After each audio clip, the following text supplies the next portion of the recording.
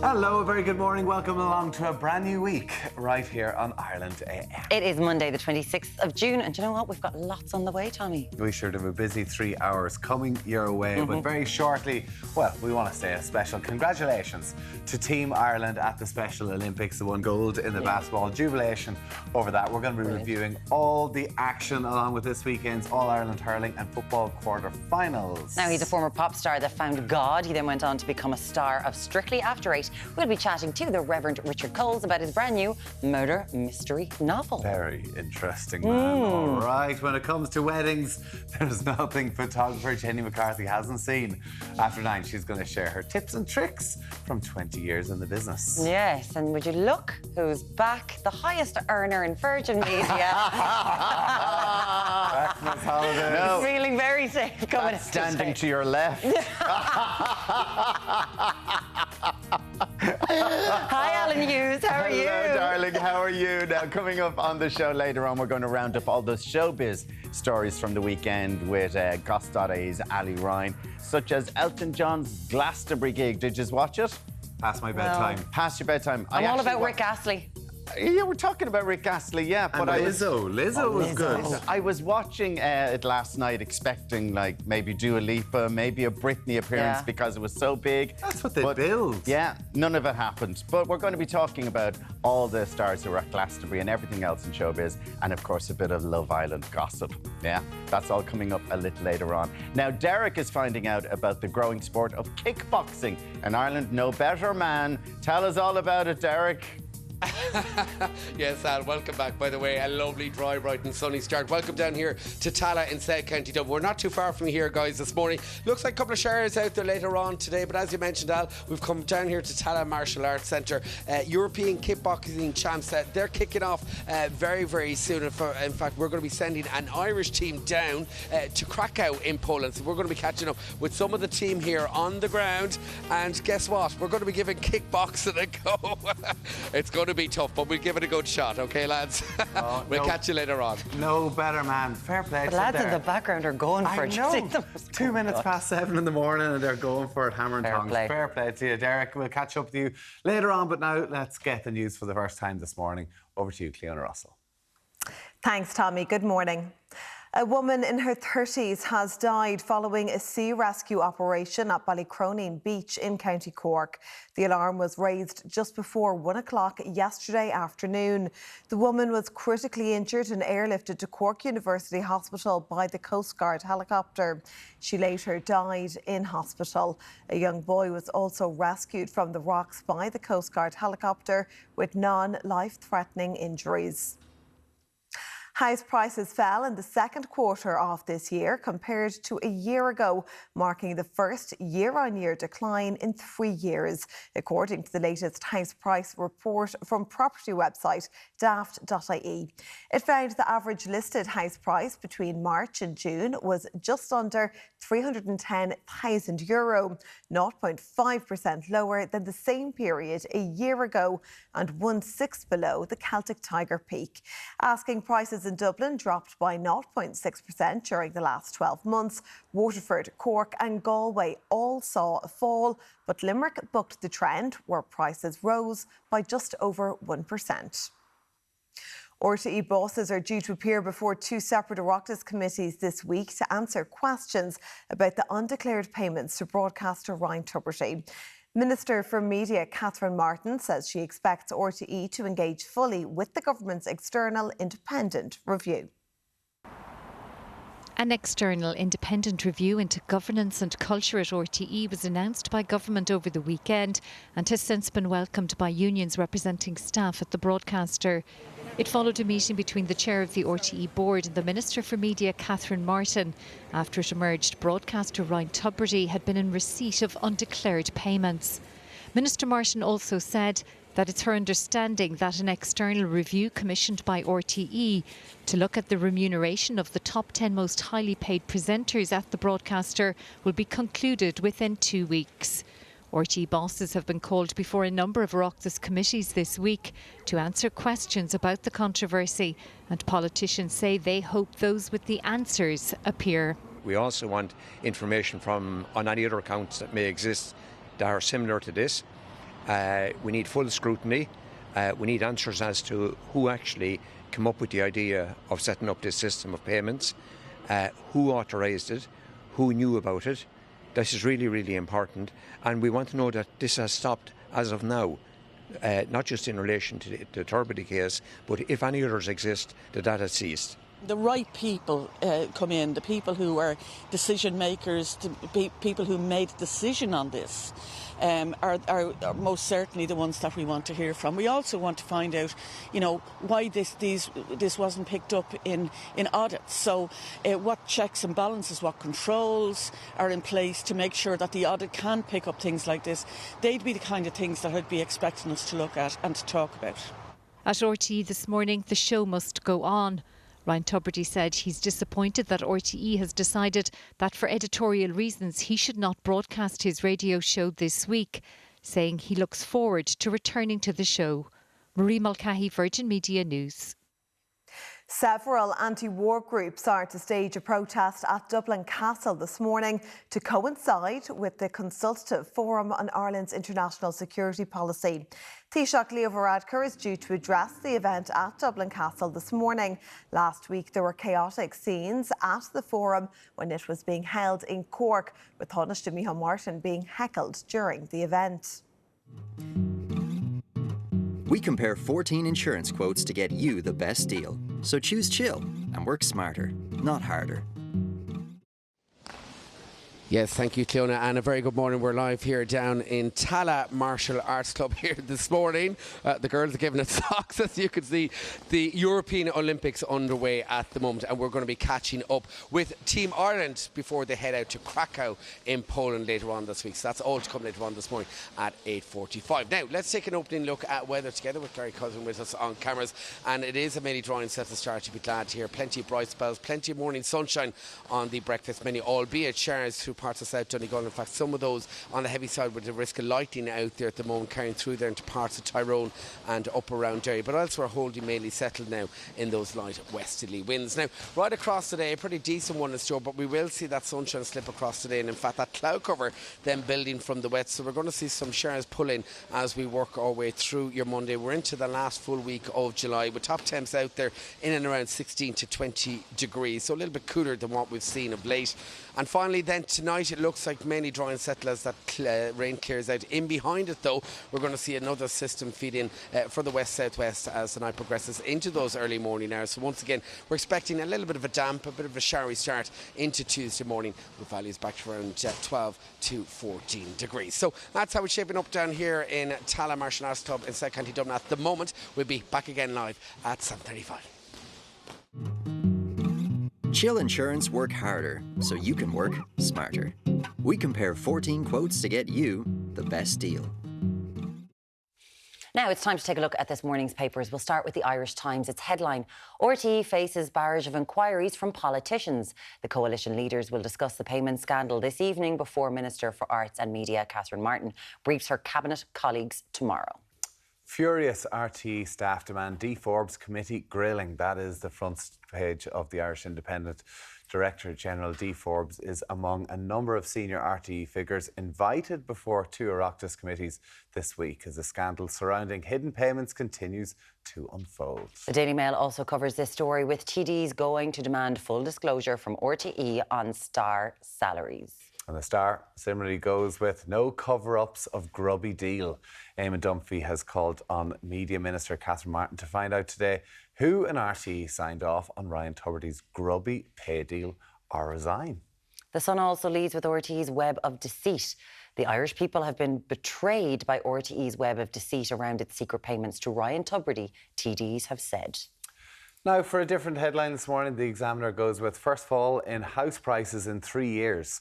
According to daft.ie's house price report, the average price of a home nationally stood at 309,000 and a few other numbers, which is 0.5% lower than the second quarter of 2022. Yeah, we'll be hearing more about that all week, no doubt. And a very sad story is the front page of the Mirror. It was our top story as well this morning. Mum dies saving son. And Mum died while trying to rescue her son, who got into difficulty swimming at the beach yesterday. The victim, in her 30s, was airlifted to hospital by the Coast Guard helicopter from Ballycronin Beach in Cork. Absolutely. Very, very sad. And finally, the Herald goes with teens arrested over stolen car rampage. The 5 gang members are being investigated for up to a dozen theft and criminal damage incidents after brazenly posting their crimes on social media. Now, as technology becomes an increasingly important part of our life, parents are having to navigate using their phones around young children. Like before, we used to discuss, you know, cursing around children. Now it is all about phone use and if they're going to mirror you. What do you make of it? Do you kind of try to restrict your phone use around your kids? 089 611 111. We're going to ask today whether it's a no-go or simply a normal part of life. We're joined by journalist Siobhan O'Connor and neurological development therapist Alwyn Moore. And thank you both so much for being here this morning. It's a pleasure to have you. I'm just wondering, like, when it comes to this, if you're on your phone and your child is seeing you, is that impacting them? Are they seeing it and going, oh, I want that too? Absolutely. Yeah. They're wired to mimic us. Anyway, that's how they learn. That's how they experience their world when they're very little. So 100%. And I think we all know it. They now even have little, like, kind of teethers that are phone-shaped and, you know, kind of little plastic toys that are like a phone so that you don't have to give your child your phone. You can give them a pretend phone. Yeah. So, yeah, they absolutely are totally default. Like, it's something as a parent I do feel guilty about when I look at my phone usage and I think, oh my goodness, I've meant to be with the kids all day. Yeah. But I do think that parenting, whenever I was growing up, you know, parents are different. Like, my dad had the paper, like, don't go near him for a couple of hours. Like, or we were sent outside to go off and do whatever. But it's harder to do those sort of things nowadays. And the phone, like, the newspapers are on your phone. Obviously, social media is there, phone calls, everything else. Yeah. It's difficult.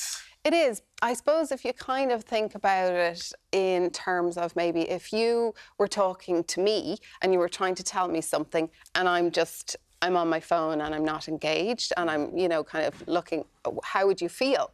You'd be like, hang on a second, that's, you know, rude, disrespectful. The phone is more important than what I'm kind of trying to communicate or whatever. So then translate that down to your little one. They're the same feelings, except they don't necessarily have the words to describe what they're feeling. So it could turn into a tantrum or, you know, kind of, mommy, mommy, daddy, daddy, daddy, daddy, you know, or like a dig with their sibling or something like that to get you to engage. Yeah. Okay, that's interesting as to how they might do that, because one thing I think someone pointed it out. We were on the Lewis one day, and they were just like, look at all the parents with kids, and like really small kids in buggies, and they were all on their phones, and their kids are kind of staring up at them, and there's kind of no engagement. Yes. No judgment. It wasn't me. It was just a friend of mine who is a mother who kind of went, oh God, we're all terrible. And this isn't about judging. It's really, I suppose, it's just being kind of informed about how you are interacting with your child. When you're with your child, do you need to be just a little bit more mindful about how much time you're on the phone? There's really interesting experiments, you know, where they've had kind of parents on the floor where they're engaged and they're fully connected with their child, and the child, you know, maybe 9-month to 12-month-old little one, and they're just totally connected. And then they give the parent a phone or a screen, and the parent is, you know, kind of on the floor with their little one, and it records the interaction then, and completely disconnected child becomes distressed, you know, so like there's a huge amount, even with the they have the still face parent experiment as well, where the parent, the mum is because that's one you've already made us feel bad enough about so far. Like, what's your take on this? I feel so bad, Alwyn, because she's a neurological specialist. I wrote about this in my Irish Sunday Mirror column about my little girl Ayla, who's 4.5, and in school she's like in her little Montessori, she's coming back quite regularly with little pictures of phones that she's drawn and little mini computers. That says it all, mammies of the nation. Because I think, you know, since COVID, we have such blurred lines. Like, Tommy, you come here, you go to work. Mm-hmm. But for my job, we do a lot of kind of, some bits in the office, but a lot at home. So the phones, unless you live in a mansion with a beautiful office, which most of us don't have, we're sort of, we're constantly doing a little bit of work on our phones. I hate going on like Instagram. I don't flick on that or anything, but I'm generally on it for accepting like an interview request or whatever. Oh, great, there's so they're mimicking that. So coming back, Alwyn, what have I done to them? They're coming back with little pictures of phones and computers. But is that not the sign of the times? Well, Like, exactly, that's the but way we are sitting we here and I learn. feel so bad. We are, but I always say my favourite thing to say is we have old brains for a new world. Right. So brain development, how your child's brain develops, actually, you know, doesn't change and hasn't changed from That's going back 50 to years like ago, the from caveman, 100. though. Like, Yeah. and we're a lot different even before phones came along. And Absolutely, but everybody we're wired to be adapts. social. We're wired to connect in with our children. Our children feed from us. We are an extension of them in the first 12 months because, we even help regulate them. So if we're kind of anxious and kind of, uptight, our little one will be that as well up until 12 months of age. So it's just important to just really just be mindful about your phone use around your little ones. Is there an issue now? Because obviously if you're at home, like most parents are doing a bit of work from home and the kids are around and they're demanding attention, you're like, well, I'm at work. Kids can't be bored anymore. So you just hand them the phone, right, to kind of engage them, whereas we were always bored as kids and you had to go off and find something to do. You did. Yeah. So if your kids are at home bored, like, is it sort of thing, oh God, just give them that and they'll be fine for a few minutes? I think they're clever. I'd love to know what you think as a professional on this. I think they're more clever than we give them credit for. So, for instance, we went to a fabulous movie yesterday. Chris O'Dowd was there, it was fab. Puffin, oh, gorgeous. Nice. Anyway, Puffin and friends. But after that, Erin, who's 6, said, I've had enough of the screens, I want some fresh air. And we went to the park then, and they love the beach and they love the nature. So I do think, OK, how can we use this to our advantage, the technology? And then we put it away. But I find the house situation has become blurred because the house is now the office. And there's good no things to do on the smart devices. Like, there's learning. Oh, Traila's obsessed with the brain training, she calls it. Do your kids know the little Mind Pal? Like, we use it for, our brains, as adults. And they say, oh, we want to do the little but is that making us feel good about ourselves? Do you know what I mean? When you look at a kid who there's a magazine in front of them and they keep pressing the pictures because they don't understand that you have to turn a page. Swipe the pages. Swipe a page. Yeah, but the magazine is the new. Sure, the phone is the new magazine. Yeah, no, but I do totally get that. But you're talking about these, like, if parents aren't engaging in their kids, then kids are mimicking that. Is that what you're saying? That they can, like, it's a different way for them to engage with other things, and they're obsessed with the phone if parents are obsessed with the phone. Yeah, well, so I suppose it's on lots of different levels, and then, they will want your phone. That's just it. Kids are wired, like I said, to want what we have, and even from food and feeding, and you can see them as they become much more aware, and when they see that you're eating, they're like, oh, I want the same thing, and they're reaching and so on. Look, there is that potential. This is kind of a bit like a social experiment as well, where we're not going to see the results of this for 20 years, and there's a lot of research now emerging, around the impacts of phones on little ones. What is it? Make everyone feel really good at home. What is it, Alvin? What is it? Just do a little bit of it. But it's like balance. Is there a balance to this? Absolutely, yes, yeah. And it's like Siobhan is saying, our lives are so blurred now, and like, I'm on my phone at home and I have, 2 teenagers and they're kind of like, Mom, and you're kind of like, oh God, sorry, off, away, and, and I'm here, I'm connected, and I'm present. So it's important. So not everyone's perfect. They're teenagers. No, they're done. Nobody is perfect. I know, well, I'm like 16 and 18, and we're nearly there, so. Trying to get them off their phones. They're done. It's very interesting. There is a webinar on this by Psychological Society of Ireland. It's really the impact of parents' smartphone use in the presence of infants. Like, it is definitely a topic where it'd be really interesting where it goes. It's linked to cognitive development, it's linked to social emotional development, it's linked to secure attachment. Is it linked to how you make loads of money from your employer? Because we're going to talk about that in a minute. Let us know what you think of this. Founder and CEO of Cogni Kicks, and Siobhan O'Connor, journalist. Thank you both so much. Thank you. Thanks. Let us know on this 0896 111 111. Do you find it hard to put your phone down? It is. It's difficult. Tommy does. And now, up next, something that I think everyone around the country has certainly been talking about all weekend. And there's some breaking news. Director General of RTD, Forbes, has tendered her resignation with immediate effect. We'll be discussing this after the break. staying with us now. Joining us now to look at what's making the news is author, journalist, Aoife. Author and journalist. You're almost Aoife there. Moore. Yeah, there we go. Book is almost there. Aoife, we're going to begin this morning with some breaking news, and this is that RTE Director General D. Forbes has resigned with immediate effect. Yeah, D. Forbes, when I was on getting my makeup done, D. Forbes resigned. She said, as Director General, I am the person ultimately accountable for what happens within the organisation, and I take that responsibility seriously, and I am tendering my resignation to RTE with immediate effect. Okay, so last week it was announced, we'll say, when this all emerged, that Dee Forbes had taken her holidays in the lead up to when she was officially finished as Director General in And we need July. to remember that she actually wanted out before the end of her contract. Yes. As well. She was looking to leave. Okay, so and then we have a new Director General, they just haven't taken their position yet. Kevin Backhurst, who was acting Director General in 2016, when I'm sure that there were contracts and stuff being done. So Dee Forbes now, they said the first she was on holidays and the next day they had to correct the record and be like, well, actually, she's been suspended. They actually told the Irish Independent that she was not available for comment and she was on holidays, and then it appeared then that she actually was suspended on the Wednesday. Well, like, they're a national television organisation, like, who are dealing with press all the time. How do they make such a mess of this at the start? Yeah, this is the thing, like, for a media organisation, you're like, why are you not better at this? So,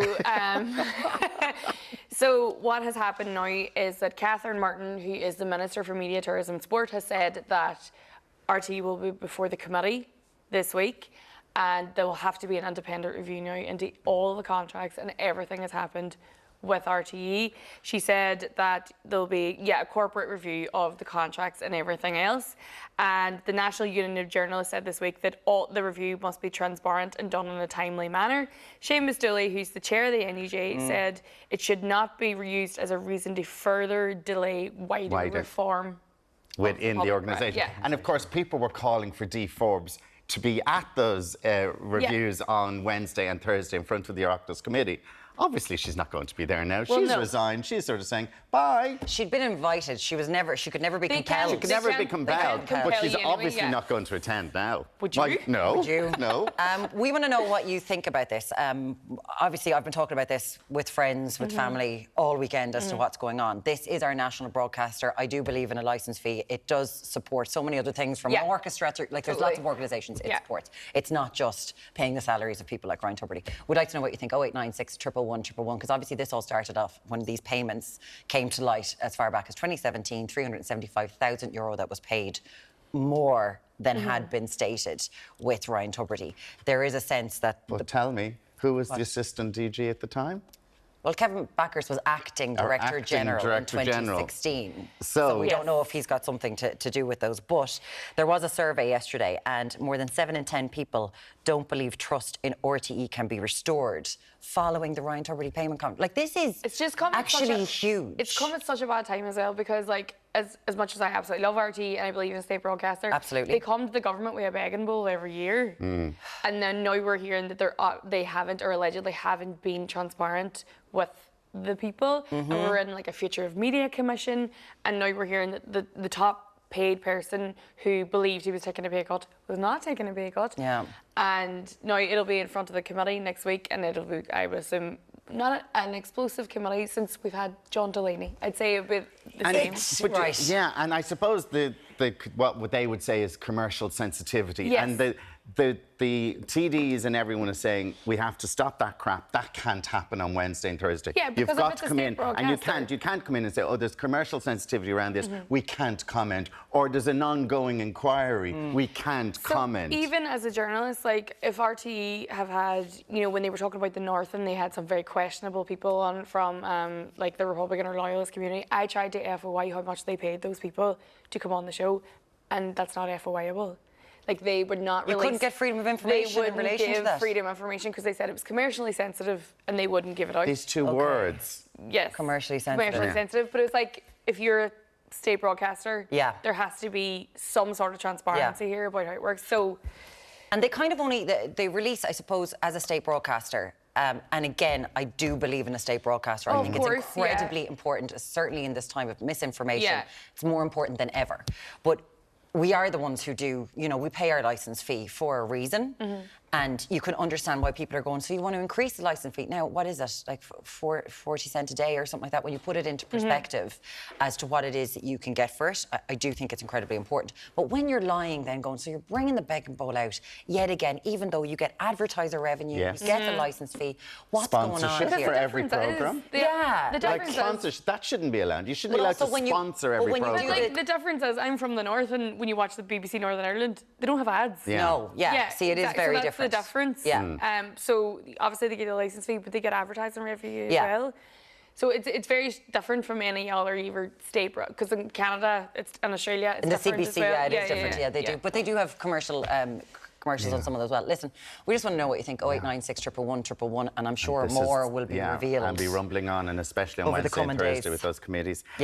Glastonbury yesterday, Elton John's final ever performance, we think. Do we think? In the United Kingdom. Well, really, he said in the United Kingdom. Is this going to be like the Wolf Tones farewell tour? It's sort of a thing. He'll be still going. But speaking about what your licence fee pays for, like, this was amazing. This was amazing last night on the BBC. I'm not even joking. I have watched this all weekend. Murren would have paid this if it was on RT. If it was on RT, I'd be paying for this. Like, look at that. Like, it was spectacular last night. It's such amazing coverage, but we were expecting Elton John to have, maybe Paul McCartney was there. Was he going to come out for a song? Dua Lipa at least. Do you know what I think it is? I think he is a bit of an egomaniac, so that he would not have anyone, because he's like, this is my last performance. Well, he brought Brandon Flowers out from the Killers and a couple of people, but yet no one bigger than him. Or even close to be bigger than him. I didn't even know it was on. My ma just kept texting me with like, amazing, brilliant, and I was like, what are you talking about? And she was like, Elton John's a Glastonbury. But there's always something amazing. From a few years ago, Dolly Parton at the Legends stage, Twain to Rick Astley. Living his best life, doing AC/DC. I must watch it 5 times. I've watched it so many times. I love it. It was so good. BBC, great performance. Well done. Well done. We'd love to know what you think. 0896 111 111. And we're going to be talking about Glastonbury later on in Showbiz. We're going to cover all of Glastonbury and lots of Showbiz news later on. Aoife Grace Moore, thank you very much. Freedom of information. When's the book out? 7th of September, please buy it. 7th of September.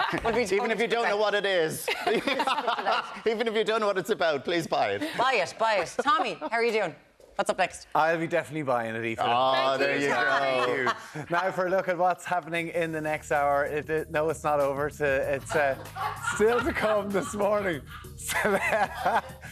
It's sent to Alan. What's that all about? Celebrity vicar Richard Cole on the Commoners, and Strictly fame chats about his new murder mystery novel. Plus, Derek has going to strap on the boxing gloves. Feel like he's hit me a punch this morning. He's going to try a kickboxing. You don't want to miss that. See you back here shortly. Hello, welcome back to the second hour of Ireland AM. Coming up, broadcaster, author, and former pop star and Reverend Richard Coles talks about going all Agatha Christie for his latest work. We could talk to him about half an hour, I'd say. If you're planning your wedding and can't decide on the salmon beef or the band, then fear not, help is at hand with wedding expert Jenny McCarthy. She'll have everything you need to know after 9. Look at Martin there. Martin there. Tell you what. Did you see Linda Martin King over the weekend? No. Martin dressed up in drag. Oh, no, I didn't see it. Alan's raging that you didn't do it. He's like, if we don't get Tommy to do that next year, he's moving to the state broadcaster. Well done, Martin. From last night's antics in the Love Island villa to a roundup of all the big stories from Glastonbury. Who's your favourite? Let us know. Your favourite? You said Rick Astley. Rick Astley. Amazing. We're going to be chatting all things showbiz with Gossip.ie's Ali Ryan at 9:45. It's time to head out to the garden and see what's on the menu. What have you got, Alan? Well, Aaron Bunting is here, and it's soup with a difference this morning because it's cold soup or gazpacho. Gazpacho, yeah. So we're making a chilled tomato strawberry soup, and we're going to be topping it with a little nasturtium oil with a bit of peppery flavour and some crispy croutons. What's nasturtium oil? Nasturtium oil. So nasturtium are these like gorgeous little leaves. Lots of people grow them in the garden. Lots of people don't know they're edible. Oh, this is the plant here, yeah. All right, the leaves are edible, the flowers are edible, the seed pods are edible. And look at that. That just looks absolutely and it's delicious. Like no cook, basically no cook. No cooking. No cook. Well, apart from this nasturtium oil. So that's an easy one. That's an easy one this morning. Look at that. Looks beautiful. So an easy one this morning. No cooking. No cooking. No cooking. No, in the heat. But it'll taste beautiful. It's going to be gorgeous. And now let's check in with our kickboxing champ in the making. Derek, how are you getting on? Yes, we're in the thick of all the action here, the kickboxing action down at Tala Martial Arts Centre. Jimmy Upton, Jimmy, I can't believe the team are heading to the European Olympics. Yes, unbelievable, Derek. I never thought it would have happened in my generation. But yeah, it's brilliant. We have Peter Carr here, minus 70 kilos. We've Amy Wall, minus 60 kilos, heading off to the full contact European Games. And you're heading to Krakow in Poland, which is absolutely great. Guys, we're going to have more kickboxing action a little bit later on this morning. But pads up there now, Jimmy. Come on. Yup. Yup. Yup. Good man. We put you on we're the not team, too Derek. early, Put you on the team, Derek. Yup. That's the key. Did you not know that's how you do kickboxing properly? Want to go to the Olympics? Get your yups right. Yup. Now, we have got messages in this morning, and we are starting with that news that Dee Forbes, the Director General of RTE, who is due to finish her tenure in just a couple of weeks, she has resigned from RTE this morning. She said this morning, I regret very much the upset and adverse publicity suffered by RTE, its staff, and the unease created among the public in recent days. As Director General, I am the person ultimately accountable for what happens within the organisation, and I take that responsibility very seriously. I am tendering my resignation to RTE with immediate effect. There you have it. Paul said the majority in this country are living below the poverty line, and we have a record homelessness. This scandal is shocking. Pat in Wexford says, I'm defending Ryan. I genuinely believe he didn't know. The bigger issue is with the company itself. And of course, Ryan wouldn't have been in pay negotiations himself. He wasn't like... No, but he did know when the figures were being published that that wasn't his correct salary, and he should have said something at the time. Well, we don't know what he knew, though. That's the thing. Like, we don't know what was going on. You'd think that Ryan Tubridy didn't know he was getting X amount of 100,000 less than what's being published? I just think... Like, I'm not saying that. I'm just saying, you know, the deal is done with RTE and his agent. I have no problem with Ryan Tubridy working a deal with his agent for whatever money they get. I've no problem with that. But when you're reading out as a presenter, and he would have been reading out those salaries because he does the papers on his morning show, and he's reading that out, and he knows in his own head, I've earned more than that. Yeah. And that's my problem with Ryan Tubridy. Nothing else. I think he's a great broadcaster.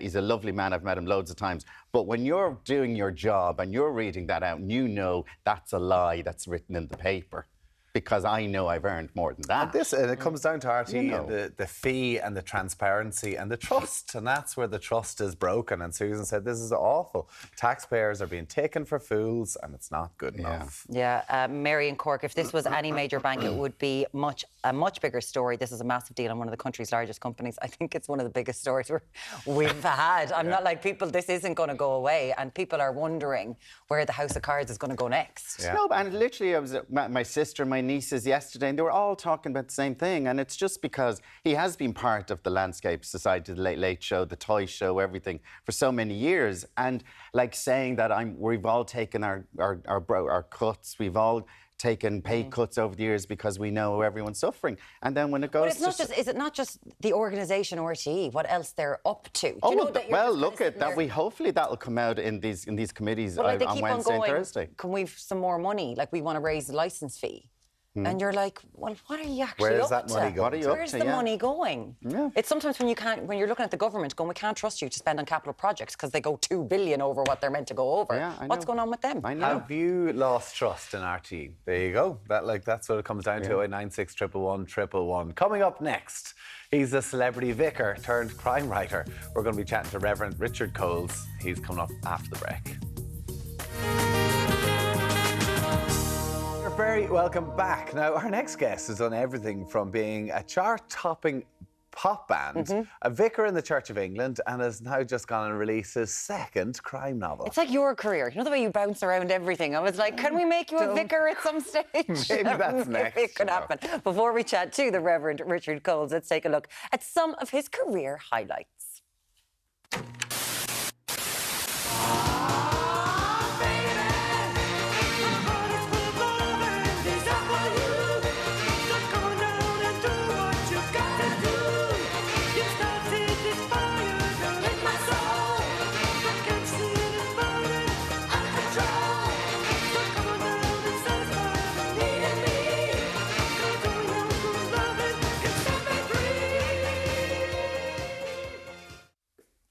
Good morning, Richard. How are you doing?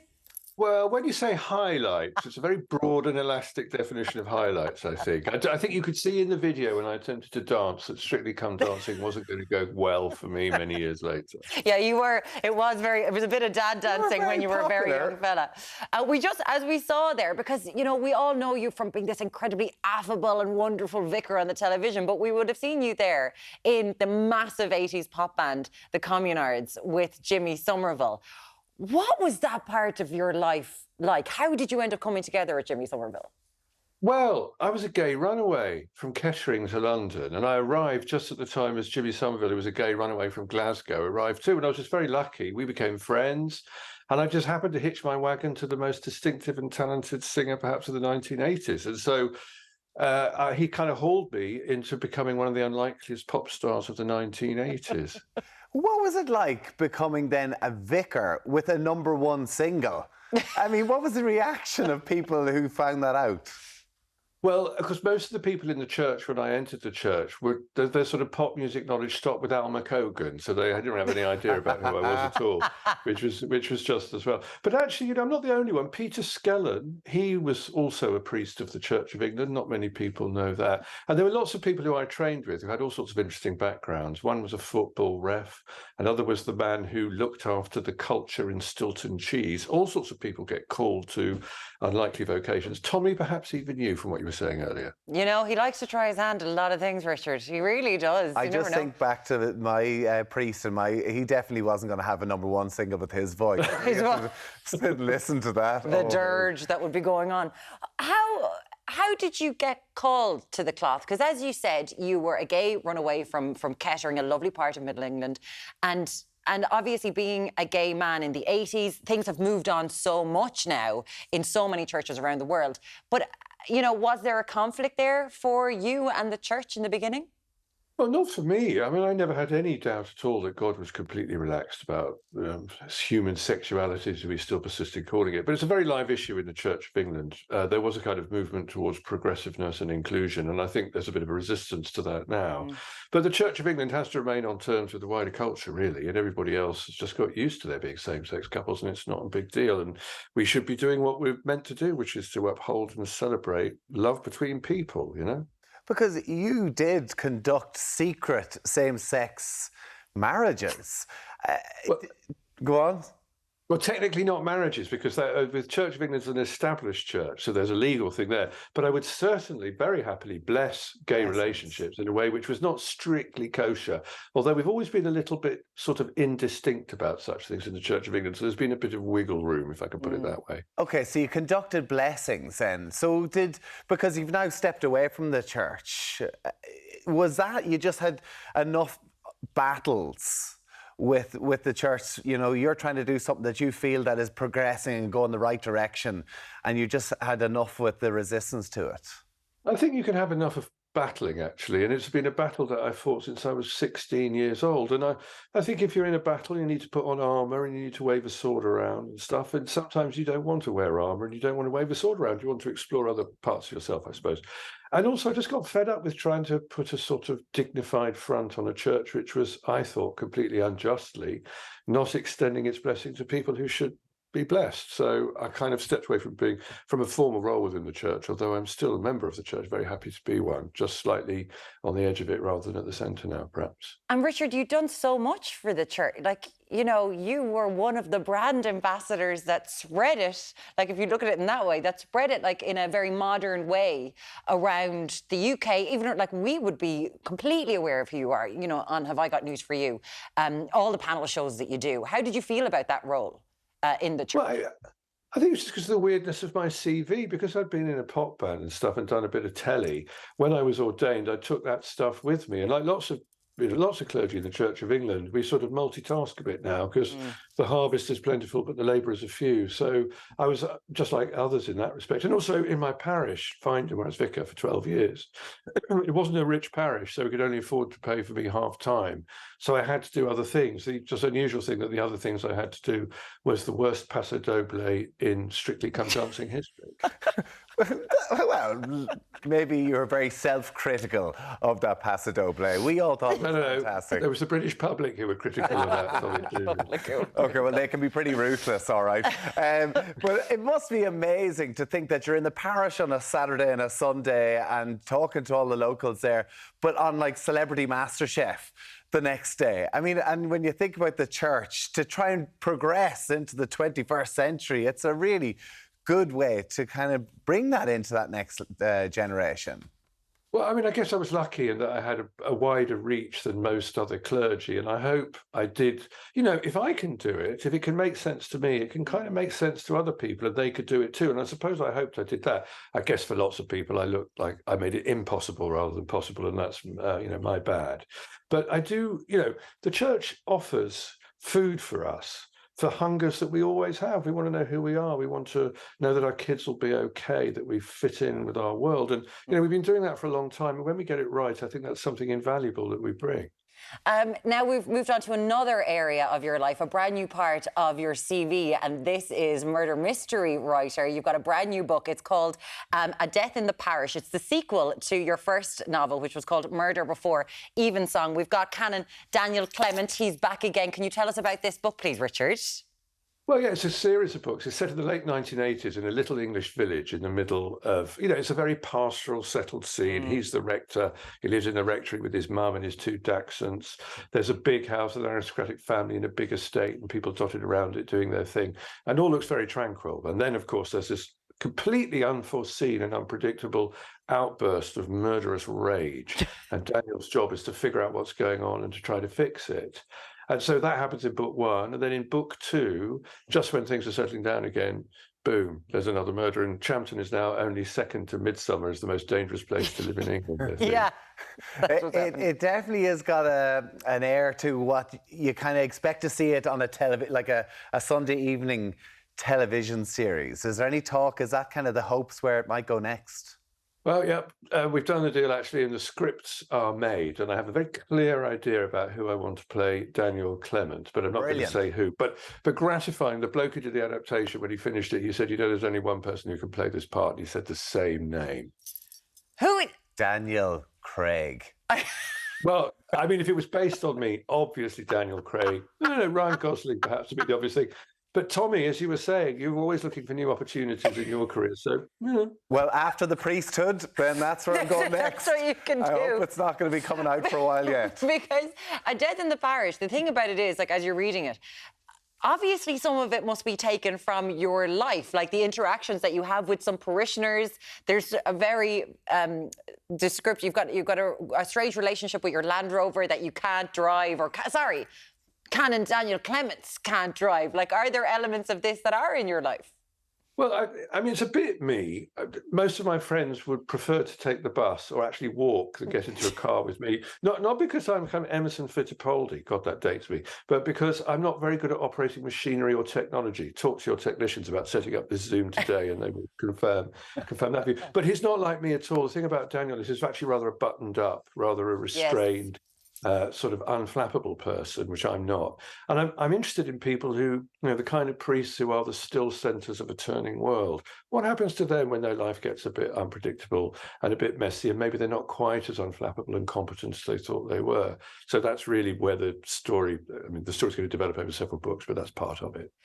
I'm just looking at you going, who is it? Like James Norah, who is playing you? I'm not going to say because I don't want to jinx it. I know you can't. Anyway, I'm looking forward to it because it will be great. They're very highly enjoyable books. It was a pleasure to read it. It is the brand new book. It's called A Death in the Parish.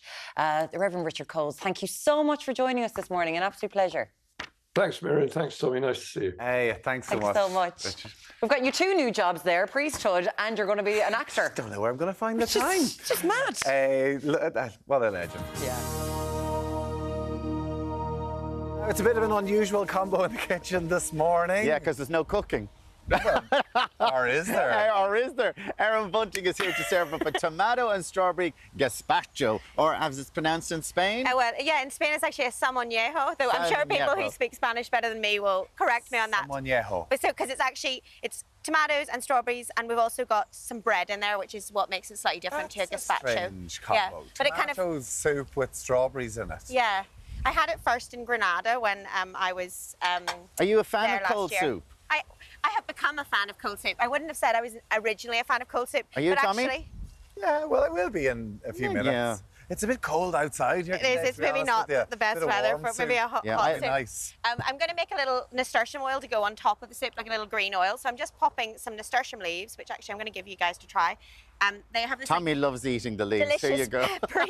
peppery flavour. Loads of people grow them in their garden. What's it called? Nasturtiums. Nasturtiums. All right. Loads of people grow them in the garden. And all of the plant is edible. You can eat the leaves, you can eat the flowers, you can eat the seed pods. And like once... Quite tasty, Al. Kind so of you just literally put them in some hot water. It's it's like spinach. It goes down immediately. Yeah, like 10 seconds. And then once you put it in the water, we're just going to quickly put it into a little bowl of iced water. It's actually got some really good flavour. It's peppery, yeah. It's really nice. Stops it cooking. And means that... Wow. So you take it out, put it in nice water, and it keeps the green, but that's cooked now. Yeah, it's those cooked. Couple of seconds. I mean, you don't need to cook it, you can eat them raw, but just for this, it helps you extract the flavour from the leaves. And we're going to pop it in there, pop it in the food processor with a bit of olive oil and whiz it up and make a wee oil that we can drizzle over the top of the soup. You don't have to do this. This is a little kind of... make it a bit more fancy if you're having people over for a dinner party or something like that. Because you will see in Italy and Spain, they will always put a little bit of oil over the gazpacho Yeah, and I mean, whatever. you could just put like a regular oil over the top of it. Yeah. But a regular extra virgin olive oil or something. Virgin olive oil over the top of it. But this is quite nice, add a bit of flavour. And if you didn't have nasturtiums, you could do it with basil or dill or something like that would work really well. Is this recipe in your book? No, the recipe is not in the book. Oh, right, so it's a special one for us this morning. Special one for you, but it's on the Ireland AM website. Okay. Oh, so you're not even getting the greeny bits in the soup? No, it's just the oil. Well, you could put the greeny bits in. Do you want the greeny bits in your soup, Tommy? Okay, well, we give them some greeny bits. Bits are lovely. Here, you want some greeny bits? There's some greeny bits. That looks lovely. It makes this beautiful, like, kind of green oil. But that looks that looks great. Yeah, absolutely. You could either keep the greeny bits in like a pesto. It's a bit like pesto, yeah. And so we're going to make the soup. So we're going to put in chopped tomatoes. So this is the no-cook part. We basically don't need to cook it all. We're going to put in chopped tomatoes into your blender. It's like making a savoury smoothie, basically. Johnny. Savoury smoothie. Strawberries. So where does strawberries go into a soup? Well, like this I would never. Different. Spanish family told you. Well, I would never have thought this, but when I was in Granada, I was sitting outside in a lovely square, having a lovely drink, and they always bring you like a little tapas, you know. Oh, yeah. You don't drink without eating in Spain. So they brought this beautiful you do. Well. That's when you're Irish going to Spain. Yeah, I was going to Spain. In Granada, where it's slightly more civilized, yeah, exactly. So they brought this beautiful little tapas, and so there's a bit of garlic going in there as well. And it was this little soup, and I was like, oh, what is in that? And the waiter was like, it's got strawberries in it as well as the tomatoes. And so then I was like, I'm definitely going to try that. Recreate that. I'm also putting in some olive oil, a tablespoon of sherry vinegar, which is delicious, a bit less sharp than like wine vinegar. A tablespoon of sherry vinegar for a bit of sharpness, and a good pinch of salt. Okay. And this is how we make the soup? Yeah. Right. You want the crust off the bread because, there's the thing. So I'm going to go and we're going to whiz. Look at that. It's like making a nice smoothie. Yeah, except it's got garlic in it. So you wouldn't want to... But it's so good for you because everything's like fresh and not being cooked, so you're getting all the nutrients in it. What do you think of it? Yeah. And then... Yeah. It's an acquired taste. It's nice. It is very... I'm not a big fan of cold soup anyway, but I actually think that the strawberry and tomato mix is quite cool. Yeah, it's nice. And I think like using strawberries in savoury dishes is great. We grow a lot of strawberries on the farm up in County Down, and we have so much at the moment. So we're going to pour a little bit of soup into there. It does look like a strawberry smoothie you'd have. Yeah, you could whiz it up a tiny bit longer, maybe. And the new croutons and stuff, would you? Would you just leave it? Do you eat it straight away? Well, no, I would make it and then I would chill it in the fridge, maybe for like a couple of hours at least, or like overnight. Leave it in this even. Yeah, leave it in that. Stick it in the fridge, and then if you're having people over for this is really nice little starter if you're having a dinner party. And so this is the oil here, then, so is it? Yeah, so we drizzle the so oil we'll over drizzle the top. around the. Oh, that's not very well done, Al. Sorry.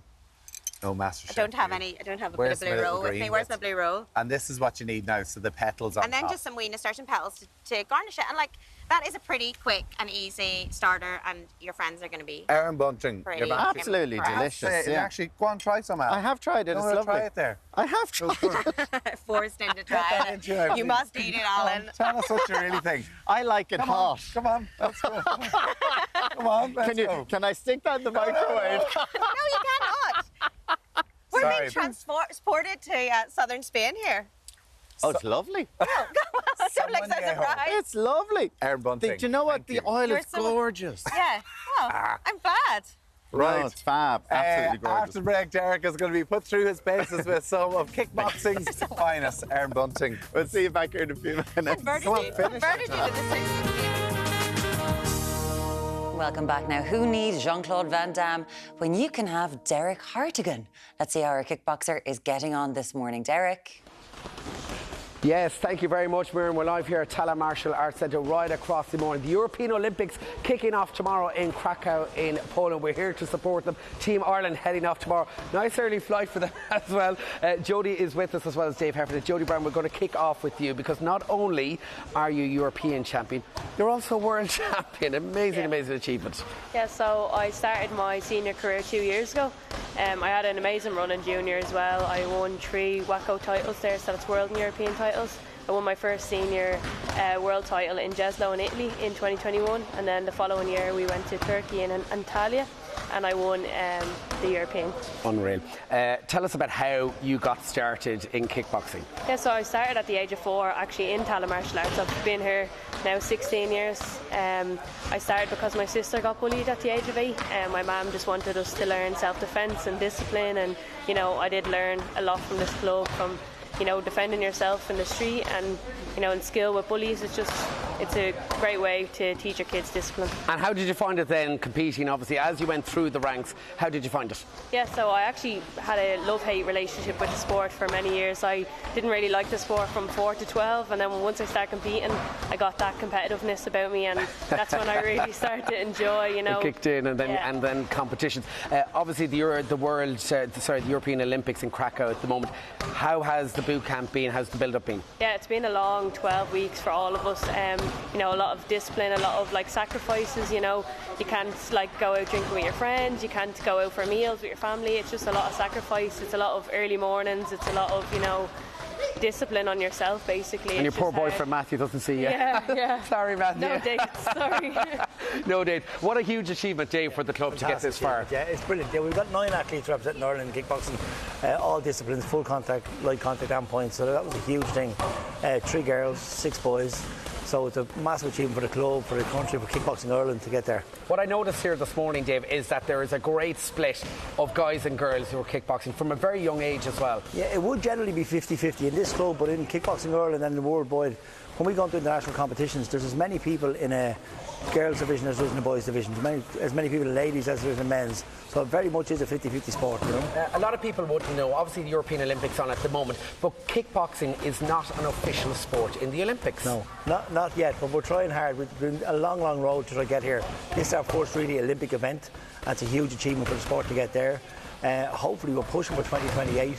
But it's a lot of work to get there. Let's put it into perspective, Dave, because we're talking Paris next year. We have skateboarding in the Olympics, we have baton twirling in the Olympics, we also have BMX bike riding in the Olympics, and no sign of your sport. Yeah, not yet, no. And as I say, we had a lot of stuff to do to be qualified, to be able to compete for Olympic sport. But we've done all that, everything is done, so just hopefully they look at us and take us into consideration now after the Games. Jodie, outside of this, what are you doing with your life? Yes, I'm a full-time new student. I'm studying media and criminology. I actually just got my results on Friday, so I passed second year.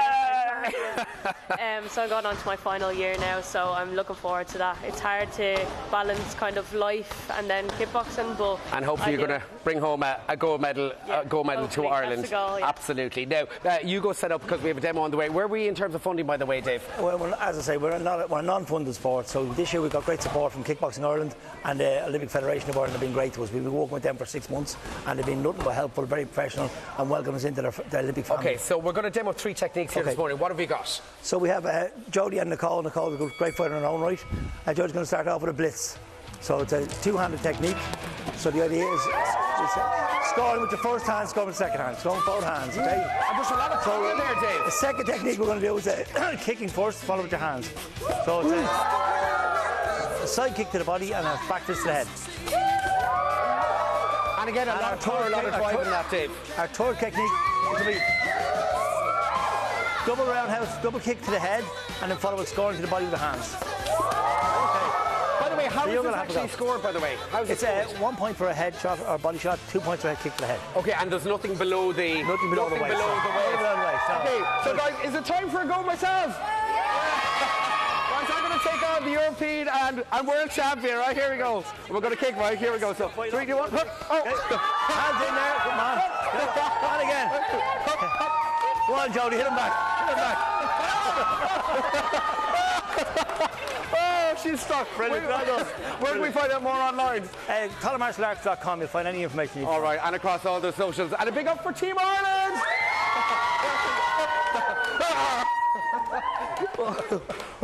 Hit him, Jodie. Put up the guard. Look at him. He's left himself easy. Derek thinks it's Irish dancing. Yeah, true. Actually, his twirl was really good. I was like the Reverend Richard Coles would be good calling enough. on that. What's his sound again when he has to do it? Hup, hup, hup. That was his kickboxing sound earlier on. Very nice. Now, still to come, we'll have wedding day advice with Jenny McCarthy. Goss.ie's Ali Ryan is going to be chatting Glastonbury highlights along with all the antics in the Love Island villa, which I gather is heating up. Heating up, and about time. We'll have our beginner's guide to setting up your first aquarium, if you feel that's what you want to do. It's all coming up after 9. We've everything on this show.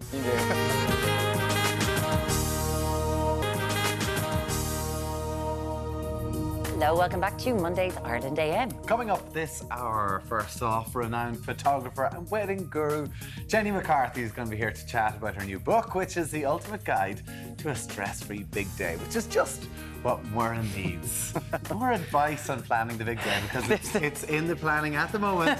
I'm waiting for the invite. You're the one who's meant to be doing the spreadsheet. You said that you'd take over, but you know, I don't know. I'm not. You said you'd hand me your spreadsheet as to what you and Lucy did.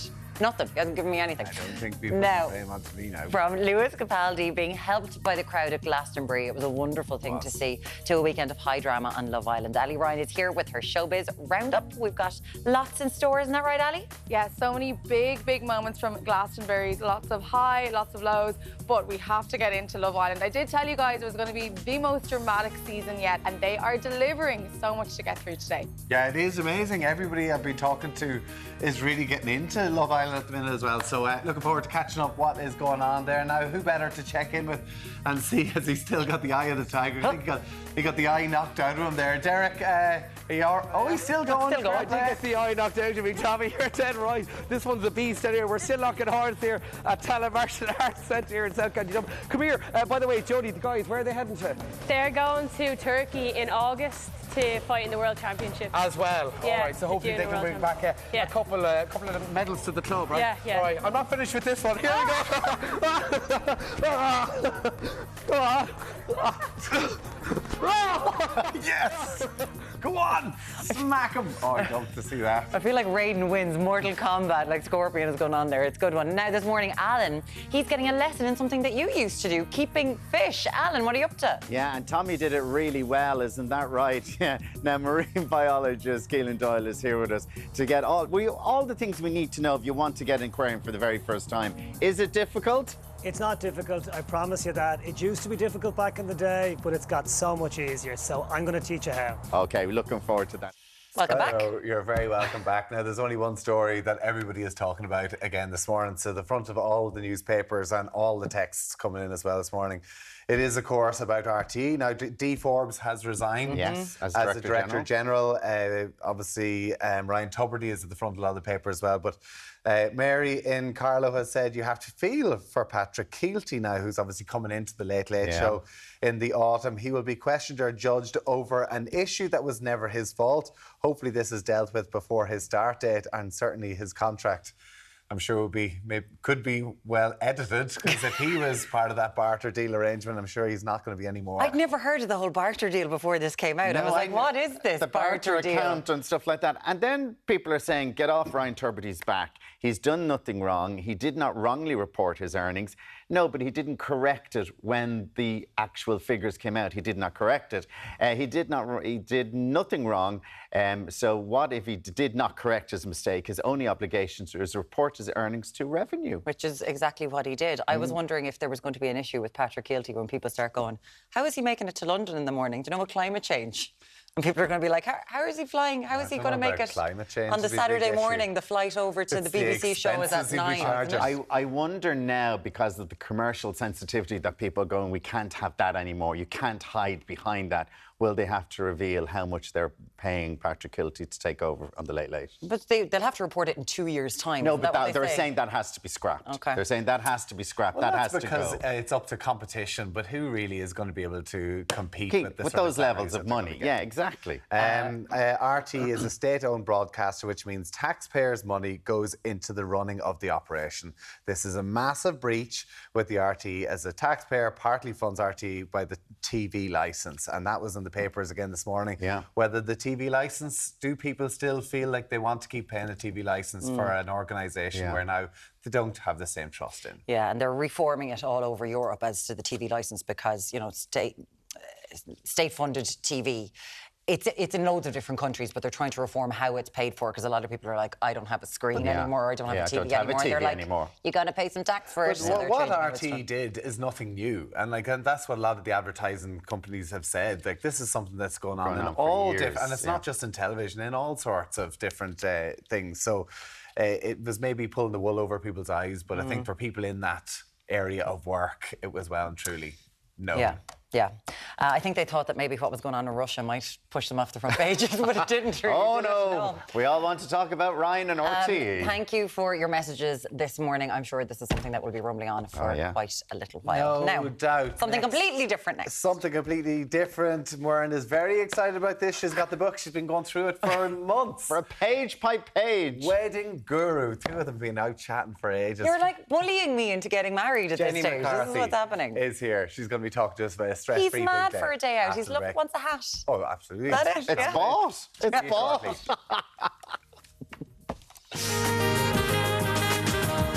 Looking at the bill on tan, I'm like, my dress would be destroyed if I went in white. We're both doing a bit of research. I'll give you tips. Good morning, you're very welcome back. Now, she's been capturing people's most precious moments for the past 20 years. And now wedding photographer Jenny McCarthy is letting us in on the secrets to perfecting your big day. Jenny McCarthy, welcome. Hello, thank you for having me Very on. interesting. We're going to talk about this in just a few minutes. This is your brand new book all about the wedding. But the last time you were here, you were sitting beside your wonderful husband, Martin King, who sits here at the weekend. I was. And you were just after, you know, the operation for the second brain tumour that you'd had in your life. How are you doing? It was the same brain tumour. Same one that had come back. Yeah. It liked you so much. Do you know, it loved me so much. Do you know, I definitely think Holy God said, we'll have to stop her working for a few weeks. Let's just give her that. I know. I'm fine now, Mern. I'm good. It's kind of left a bit of a scar on my head, but other than that, I'm fine. I'm great. And please God, it doesn't grow back again. You're incredibly resilient, because something like that must be so difficult for yourself, for the family as well. Yeah. But Martin keeps turning up, keeps smiling, keeps entertaining the nation. That's because I kick him out the door every day. You know, it's social media as well. You're very positive about. You know, you have a great outlook and everything. Yeah. Well, I just think positivity wins all day long. Do you know, I just can't surround myself with negativity, and I think you have to stay positive, don't you? You know, like. Yeah, well, we all get dealt difficult times, but it's how Yeah. we bounce back from it as well. Yeah, well, I mean, in my mind, I just wanted to get back to work. So I was like, OK, I have to have the operation on the 1st of February and I'm going to go back to work in a few weeks' time. Now, I was quite sick after this one, do you know, so it took me a little bit longer. But I photographed my first wedding on the 1st of April and I was back in my studio photographing babies way before that. So I went back and I remember Martin saying to me, you're not supposed to be back to work yet. Yeah. And I was like, well, I'm not sitting at home looking at the four walls. I'm getting depressed here, you know, sitting at home. So I need to get back. Is that what it was, or is it that, you know, you had weddings booked in and not wanting to let people down, or people being quite demanding on, well, I've booked Jenny McCarthy and, you know, you better be there. There was one of them. But anyway, really? I won't go there. Someone who was like, I don't care, you've got a brain tumour, get back. Well, you know, I did book you 18 months ago. Yeah. I'm really sorry that my tumour grew back. I didn't want this to happen, but yeah, but you know what? You'll always get one, but 99.9% of people are wonderful. Wonderful. I know. There's always one. There's always one. And when it comes to a wedding day, I can't believe that. You know, when it comes to a wedding day, it's such a stressful time for. Well, of course, obviously, that's not. No. Oh, good. that makes me really sad now for humanity that something like that would happen. Anyway, let her off. When people book you, though, Jenny, you're the photographer, but you have that 20 years of experience, and you have, you know, there's so much more that you offer, and like this is what you go through in the book. Yeah. Talking about even rescuing people with your sewing kit. You know, what are some of the disasters you've come up with, say, on the wedding day? Last year I had a bride. I mean, I always end up putting them into the dress, Tommy, because, you know, Mum was at all the fittings of the bridesmaids. But when it comes to the wedding day, sure, they false tan on, they false nails, Mama's shaking, she can't see the hooks, and I'm like in there on the ground under the dress. But there was this dress that I was putting on, not physically, but I was putting on the bride. And she, kind of like Suzanne Jackson's dress, she had sort of like a train around it that kind of hooked on here. But I just wasn't comfortable that the hook was safe enough and strong enough. And I said to her, can I put a little stitch in that? And she said, no, it's fine. And I'm thinking I was going to break. So, you know, I rock up to the church to photograph the lads, and she comes up in the car and the window goes down. She's like, Jenny! And I said, did it break? And she said, yeah. And I said, calm down, it's fine, don't worry. What am I going to do? And I said, you're going to calm down. So I took her out of the car, around to the side of the church, and I sewed her into it.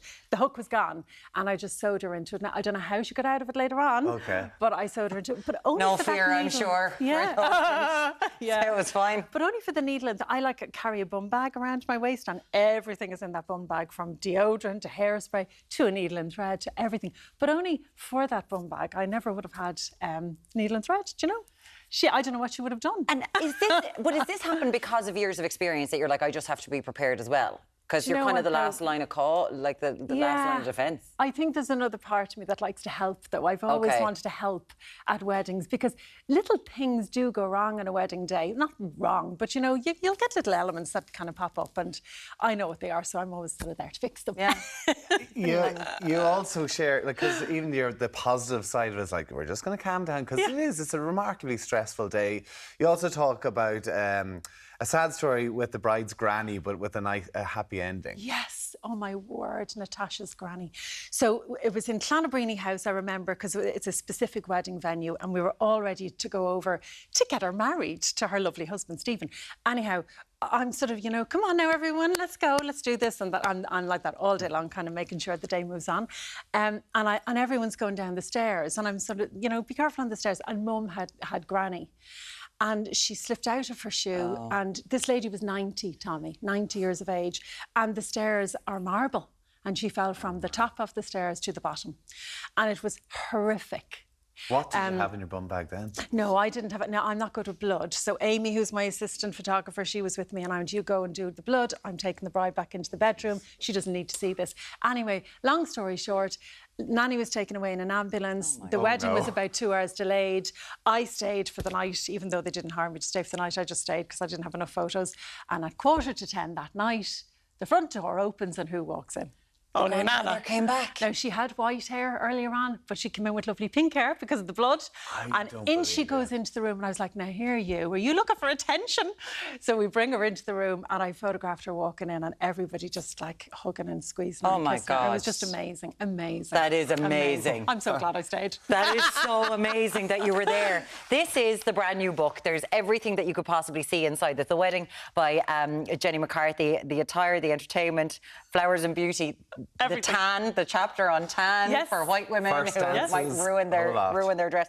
So Everything it's all you need inside to there. know. Everything. And you got married, yourself and Martin got married on a Monday. On a Monday, yes. Only because...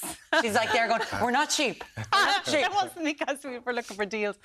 I had loads of weddings. You had weddings. And we needed to kind of factor in a few days to get away afterwards. Yeah. So Monday it had to be. And sure, and we thought, there was about 145 on the guest list, and we thought, sure, a lot of them won't be able to come. They all came. They all came for the party. They wouldn't miss. And would you still get married to, who is this? Linda Martin King. Oh, my God. This weekend. Yeah, I felt sick. Do we have a big look at him here? He went all out for Ireland Day on this weekend. Alan is only raging because he wants Tommy to do it. Tommy, sorry, you're next. You're next. But Linda Martin King did such a wonderful... Look at him. Did he get to take the outfit home? Well, no, but I'll tell you what I've had to do. Put a lock on my wardrobe because he's now taking my heels. I know heels for today.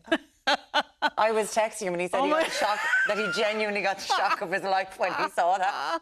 Look at him. Did he get to perform? I can't look at him. Isn't he fabulous? He's wonderful. Yeah, he is. Do you know what? That took a lot of courage to do that now. He's wonderful. It's not just great crack, Isn't though. it great It's not crack? just enjoying himself. But you know, he enjoyed it, Tommy. That's the worrying part. That's it. Well, he's going to be dressed differently at the launch tomorrow night, I assume. I hope so. I would hope so. This is the brand new book, The Wedding by Jenny McCarthy. It is out tomorrow. Out tomorrow? So 27th, and you're launching it tomorrow night. Yes. It's got and Warren has been going through everything. it flat out. I know, yeah. All the tips and spreadsheets and everything. She's getting all It is sorted now. fascinating. Yes. There's a picture of Tommy in here as a best man somewhere. I'm trying to find that as well. Yeah. It is The best tips for shopping man. for the mother's outfit. Like, there is so much in here. Everything. Jenny McCarthy, thank you Thanks. so Thank much, you. and much love to your Mrs. Linda Martin King. We'll talk to them very soon. It's amazing. Thanks, Great to Jenny. see you, Cheers. Jenny. Thank you. Linda Phil, Martin King, it was just sitting there for years and we didn't do anything with it. It's very funny, I tell you So what. good. Brilliant. Lots more still to come here on Ireland, and we'll be back after this short break. Now, welcome outside. If you've been dreaming of creating your very own underwater paradise from home, help is at hand. Join us for a beginner's guide to keeping an aquarium is Keelan Doyle, marine biologist and owner of Seahorse Aquariums. Morning, Keelan. How are you? Morning, lads. Now, I did have one of these. It didn't go very well, but it was a long time ago. So if I wanted to get started off with another aquarium, where do we start? Well, I suppose the last time I was in, you told me you had an aquarium, but Yeah. you did say you were keen to get back in again. Yes. So brought in a few samples, and I suppose it's just showing examples. So you can have everything from a 10-litre tank up to a 145-litre tank. Now, but seriously, you shouldn't be starting with something like this, should you? Believe it or not, lads, it's actually, people always think that the smaller the easier, but it's actually, if you go a slightly larger tank, it actually is much easier to keep. And the reason is, if you put too much food, if you have a kid who pushes too much food into this, the water can go bad quickly. Bigger the volume, easier it is to keep. So I always say to people, as big as the space and the budget will allow, and there's actually not much difference price-wise between that and a bigger tank. What I couldn't believe whenever I first got this was that you had to buy the tank and they wouldn't sell you the fish straight away. You kind of had to get the water filtered and acclimatised before you put the fish in. Is that still the case? That must be going back a wee while. How long ago were you in short trousers? 10 years ago, I'd say. No. You can actually get your aquarium, get your fish, you put a special bacteria in, and you can literally go home and set it up like that straight away. But acclimatising them is the key, isn't it? Acclimatising is the key. So it's like us kind of going, if you were to put a fish straight into that, it'd be like us going from the Sahara to the Antarctic. Yeah, the shock. With no clothes on straight away. They would get a it kill shock. them? It would. It So would. all you do is you float the bag, you let them settle in, give it a few minutes. Is this the little plastic bag they would come in? Exactly. And then you can slowly put them in. And once you do that, happy days. So what advice would you give to people as a start, or if they've kids, because it's kind of good. It's nice in the background. It's nice for people almost to switch off a little bit. So if you do have kind of kids who want to get into this, is there a starter set you would recommend? Is, and I suppose what's lovely to think about, believe it or not, fish keeping is the oldest hobby in the world, right? This goes back to ancient Chinese dynasties. And now, more than ever, there's a huge interest in aquariums. Why? I suppose people want a bit of nature in their house. Okay. But there's a lot of recent scientific studies which have shown the calming effect of fish tanks. If you spend 5 minutes a day looking at a fish tank, it massively reduces your blood pressure, your heart rate, stress. And it actually has the same effect on the brain as meditation. So this is hugely calming, and we all need a bit of that. Look at that. What's that? What fish is that? So you've got your little marine starter. So you've got your little clownfish or Nemo. See the urchin just to the left on camera there? Yeah. Beautiful Sea urchin, creature, yeah. right? Check this guy over on the right. This guy's amazing. I'll get my hand out of there. There it is. You see there. that? It's What a looks crab. like a purple bit of seaweed on the thing, right? That's actually a crab. I have to just show you because people at home aren't going to believe me, right? She'll take the finger off you. Look at him! Look at him there! Crawling up. Isn't that just absolutely amazing? So, Keelan, could I start off like that's a marine fish tank, is it? Yeah. That's like a saltwater fish tank. So that's a beginner marine tank. Anybody can start off with these. These With the used Nemos to be, and with stuff. the Nemos. Back in the day, really difficult. What's really important to realise is everything that we have here is captive bred. The clownfish, the corals, nothing is taken from the wild. So it means it's used to captive situations, and they're really easy to keep. And do you recommend to start with a certain type of fish? Like that you'll keep, like the old goldfish. Like, are they gone? Are people still getting a little aquarium and putting the goldfish in? There's nothing wrong with a goldfish. The only thing about goldfish is it's quite limited. So you put a goldfish in and that's it. I mean, if you have a look at some of these, right? You've got a Siamese fighter fish down here in the corner, right? Beautiful. You've got plants. You've got shrimp. But the Siamese fighter fish that you're just pointing at there, it fights with other fish. Like it is gorgeous, but you can't. It only fights with males of the same type. Okay. Oh, so you put a female in, it won't. Exactly. Can you put a couple of females in? You can put a couple of females in, right? And you can put, as I said, just can't put, but you can mix it. See the way it mixed with other species? Yeah. Check out these two guys over here. Can I ask you, how much is it to buy these fish? How much are they? Like, how much would that fish be? That tank, better fish, €6. The tank, 80 Look euros. at this. Come here. Oh, he's eating. This is an axolotl. Aren't they really popular with the kids at the moment? Really popular. They're the character from Minecraft. So kids go wild for them. A really, really interesting fish. Prehistoric, extinct in the wild. I was going to say, it looks a bit creepy, doesn't it? And by people keeping them in captivity, it's actually helped save them from extinction. But look at that. They're like a salamander. And I think this is where now, years ago you got a goldfish and that's it. Now, I mean, you can plant your tanks, you can have frogs, you can have shrimp, you can have snails. So it's a different world, and it's just a beautifully calming world. It's very calming, Massively. It's great. Is it fair to be able to keep animals that are used to swimming in rivers and lakes and the sea, to have them in your front living room? It's not fair to take a fish from the wild that's used to that environment and putting into it a very small environment. Which is how they get to this way. Well, all of these fish, if you take a clownfish, and this is probably the best way I could example, I do a lot of scuba diving, and when you dive in the ocean, clownfish, they live around one little anemone. So if you put a clownfish into an aquarium the size of this room, right, they will still stay in the small little space. At that one space. All right. So they don't need huge. If you were to put a salmon in a small aquarium. That's different. That's different. Yeah. But any of these guys, A, they're captive bred, and B, they're used to a small area in their natural environment, shall we say. And is there any fish that you'd sort of say don't get them as a starter fish? Yeah, I mean, you know, any fish that's going to get too big. And how would you know, like if you went to someone like yourselves, you'd give information and you'd help them along like that? You know, make sure the tank has a filter. You know, the old-fashioned goldfish bowl. You know, the problem with that is that no filter, the water gets dirty and the water smells. People often say, do fish tanks smell? And you could actually, in the old days, go into where someone had a fish tank and you could smell it immediately. You could smell it immediately. Them days are gone. Yeah. You know, you don't have to feed these guys when you're away. There's little automatic feeders. It's not like a dog. So there's lots of reasons. It's become a really easy, enjoyable hobby. I might get myself back into it. You might get into it. I loved having it, but unfortunately the old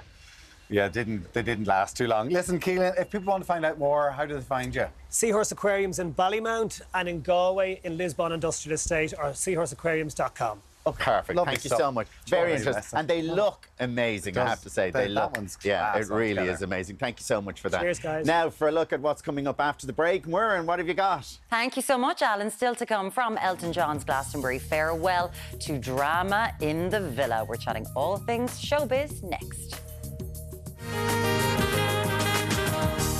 Thanks for staying with us, and what better way to finish the show than with some juicy gossip. We like a bit of gossip. Yeah. Celebrity gossip. We are joined this morning by Ali Ryan from goss.ie. Ali, it is lovely to have you here. Before we kick it all off, will we do kind of a roundup of what's been going on in Love Island? Love Island. Let's have a look. Let's play that.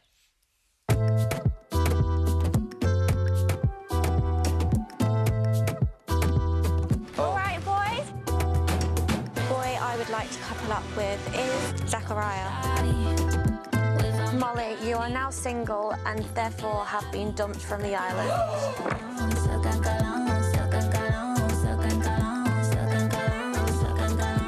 Do you feel like you could, continue your journey, getting to know other people, or...?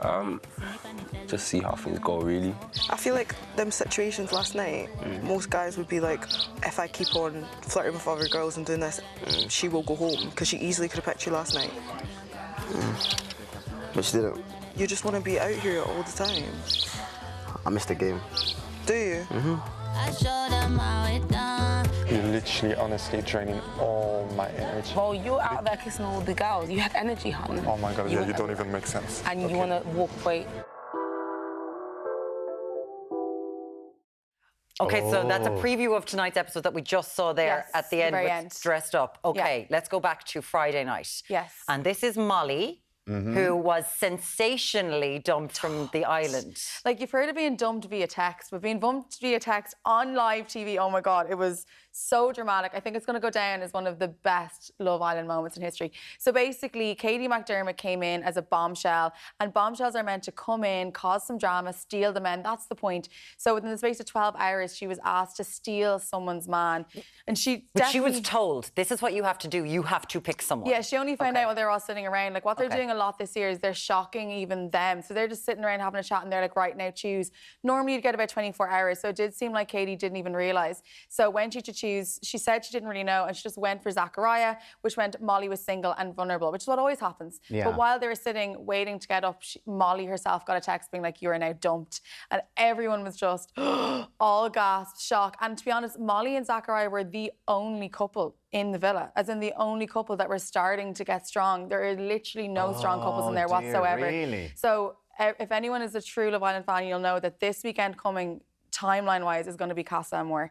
So this weekend, this Sunday, we should see the beginning of Casa Amor. Which everybody waits for. Everybody Everybody waits. loves Casa Amor. The issue with this season is, though, because Molly and Zach were split up and they were the only couple, there aren't really any couples. So I think what they're going to do with Casa this year is we're going to see new, complete couples, because there's not going to be too much drama of you cheated, you this. Yeah. They're all starting to separate, as we saw there with Tyreek and Ella. He said, I missed the Missing game. the game. You're only Imagine 3 weeks saying in, mate. that. Yeah. 3 weeks in. Now, Katie came in and she is absolutely stunning, and she was in season 2 and she was an amazing bombshell. They all knew her when she walked in, so I think all the lads kind of went for her. So now they're all starting to be like, you know what, maybe we will go for another girl. So I think Casa Amor will be very insane. They're just going to go for everybody. Heads will be turning. Is that the issue then? Because you do want that, you know, Danny Dyer and Jack sort of character. Yeah, you know, you they're want... not there this year at There's all. nothing there. No. Is there anyone in there that's bringing the fun?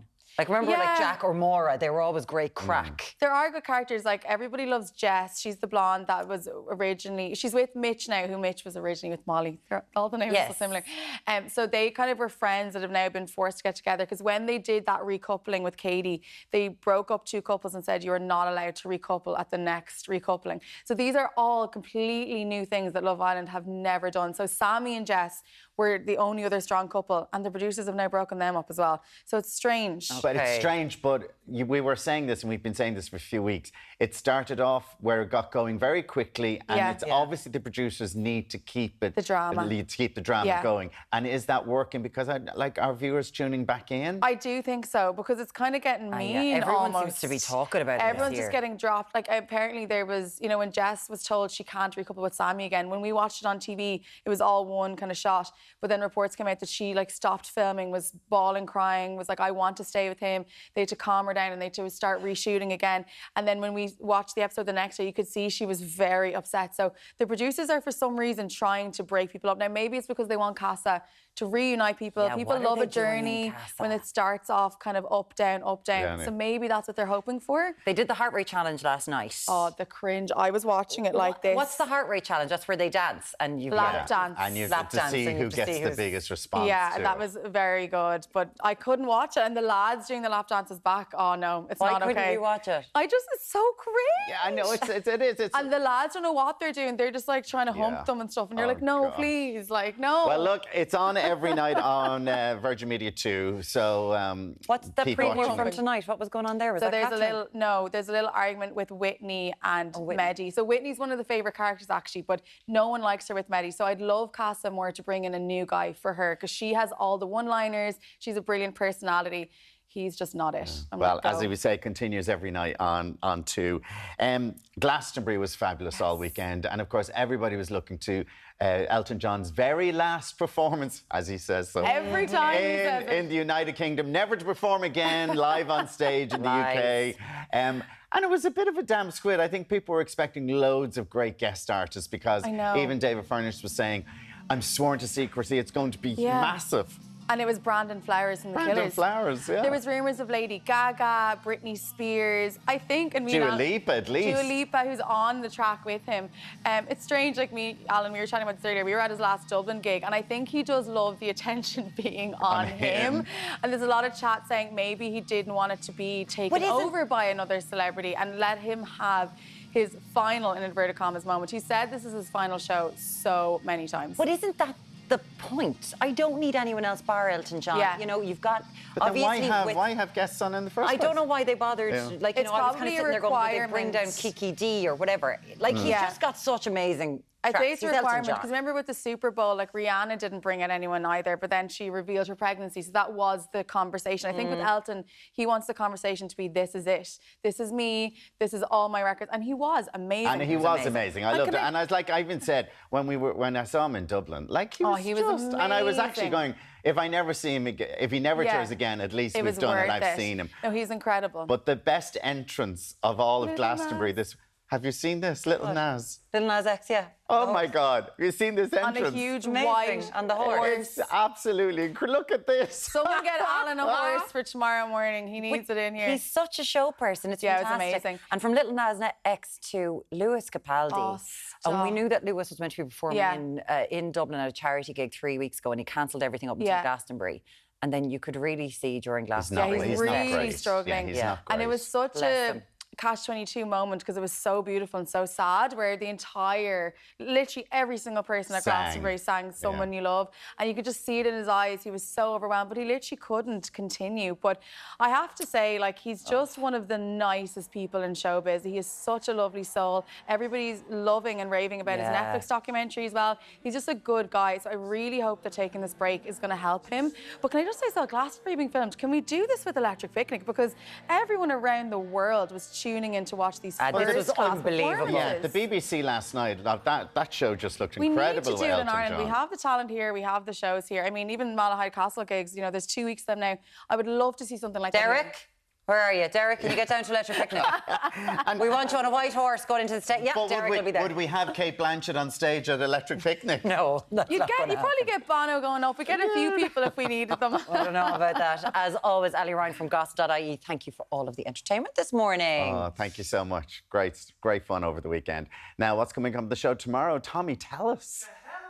Going, I'm going to electric picnic if that happens. Listen, make it happen. I would love to do it. Coming up on Tuesday's show, West End stars are going to chat about taking on musicals' most iconic roles. Plus, we have a mortgage prisoner on the realities of struggling to find their home. Oh, wow. Yep. Plus summer reading list essentials, a guide to sustainable style, and how to create your very own cut flower garden. Join us live from 7 right here on Virgin Media 1. I could be your white horse. What's a You're riding on me. I ain't riding you more on television, sorry, Joe. We'll save that for electric picnic. Have a great day. See you tomorrow. Giddy up there. Giddy up.